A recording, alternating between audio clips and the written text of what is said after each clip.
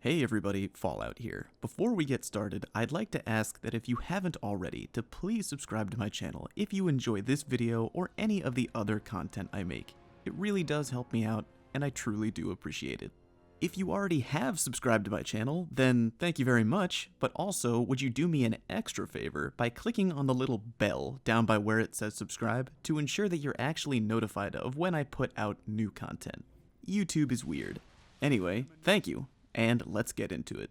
Today, I'd like to talk to you about Fear Aura, and while I'm going to make this comparison to Destiny, which is A, my favorite game, and B, the majority of the content on this channel, keep in mind that Fear Aura can be applied to any game that has even relatively competitive multiplayer. So, what is Fear Aura? This is a concept taken from competitive gamer and author David Serlin, who wrote a book called Playing to Win, which you may have heard me talk about before. It's a great book, and I recommend it to everyone who's even remotely interested in esports or just PvP gaming in general. Taken directly from the book, it reads, "When a player radiates a sense of total dominance at a game, I call this a fear aura.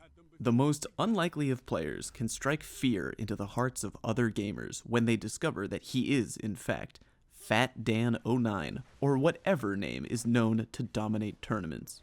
With the Fear Aura, he is able to get away with gambits and maneuvers that no ordinary player could ever pull off, just because the opponent gives him the extra benefit of the doubt on everything that occurs in the game."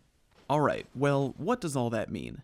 In short, Fear Aura is a way of a player psyching themselves out before the game even begins when going up against a well-known or statistically great player.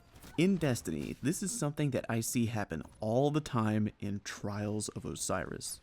We have a lot of great resources available to us in this community, including websites like Guardian.gg and Destiny Trials Report, and many players have gotten into the habit of looking up the elo and other stats of the players they're about to play against when going into a match of trials. I don't recommend doing this at all, because the only purpose that serves is to potentially make you or other players on your team nervous about the people that you're about to go up against.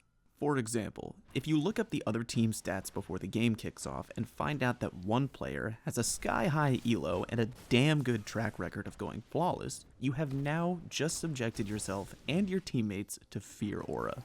You're now going to be on edge, knowing that you're about to fight an insanely tough player with a fantastic win record.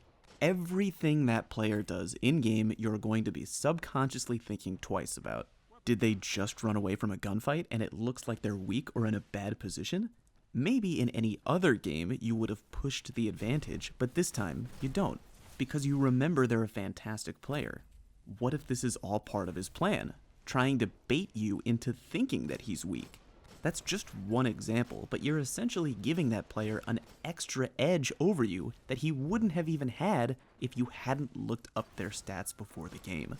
Now, I had recently done a trials carry with a follower of mine on Twitch who was doing this, and I told him he probably shouldn't for his own benefit.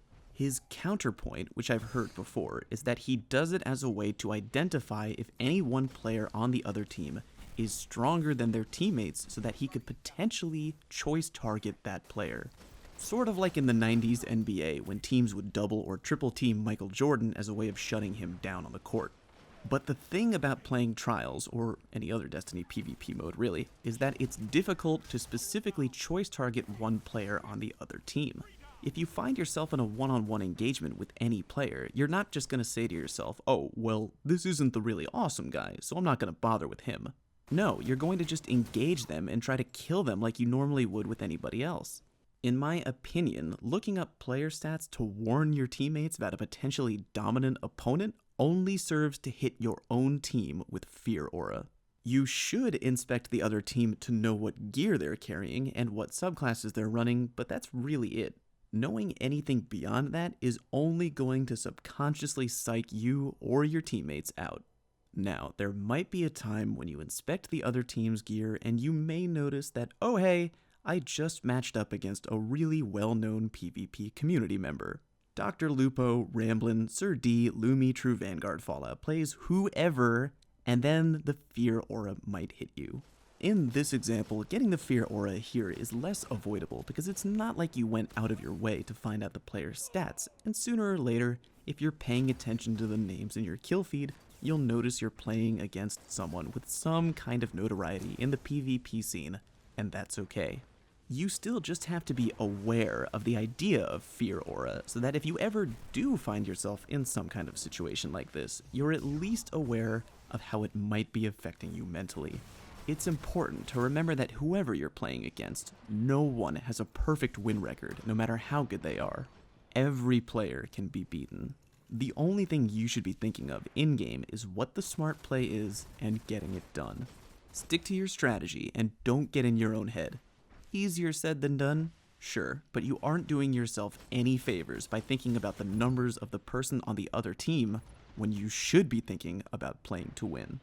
Alright guys, thanks very much for watching. More content on the way as always, and if you found this video helpful, please throw me a like or a sub. I would very much appreciate it. And don't forget to check out the video description for more stuff. As always, hope you learned something, and I'll see you next time.